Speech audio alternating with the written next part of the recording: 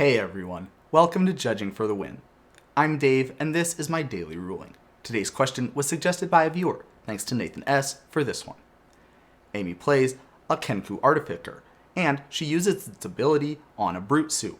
Afterwards, she taps the Artificer in order to crew the brute suit. What are brute suit's characteristics now?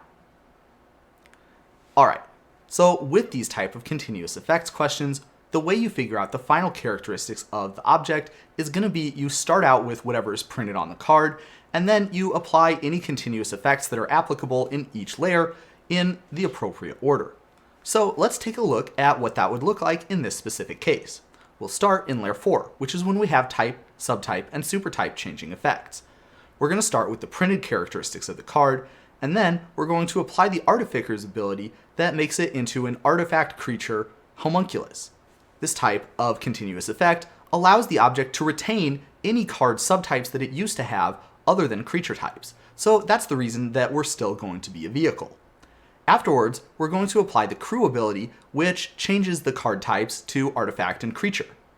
As before, this type of continuous effect also allows the object to retain all the subtypes that it used to have. So that means that when it becomes an artifact creature this time, it's also going to stay being a vehicle and a homunculus. So that's going to be the final value for the card types and subtypes. Now let's take a look at the ability adding layer. And that's going to work exactly the same way. We're going to start out with the printed characteristics on brute suit, and then we're going to add flying from the Kenku Artificer's ability. Finally, we're going to take a look at power and toughness. And we're going to do the same thing that we've just done. We're going to start with the printed characteristics, that being 4-3. Afterwards, we're going to apply the 0-0 from Kenku Artificer, and then finally we're going to apply the +3/+3 from the 3+1/+1 counters that are on it. So the characteristics ends up being 3-3. The reason that they're applied in this specific order is because there are different sublayers for power and toughness setting effects, and stuff that acts on the base power and toughness is always going to apply before the effects of power and toughness increasing and decreasing from counters. So this is what the final characteristics of brute suit are going to be.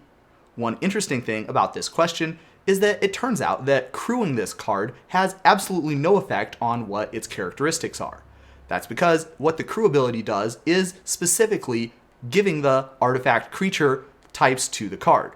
And as we saw in layer 4, that had absolutely no visible effect on the brute suit because we already had something making this into an artifact creature.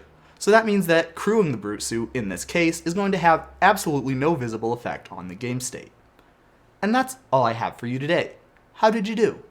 Join me again next time for another daily ruling, but until then, I hope you have a great day.